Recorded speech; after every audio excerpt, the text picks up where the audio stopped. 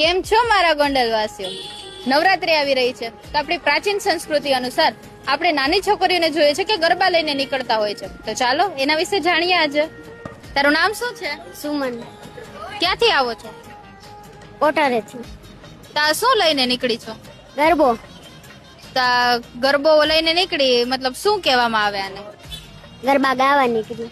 હા તો એક ગરબો અમને પણ સંભળાવી દે. ગરબરિયા ગોરાઓ ગરબે જાનિયા મેલાઓ રે ઊન પારોતી મારા વીરા વીરાના તોરણિયા વીર બેઠો જમવા કાય રોકરિયાની ભાતે ભાતે ભાતે ભડા કાકાય રે રમતી જાય છે.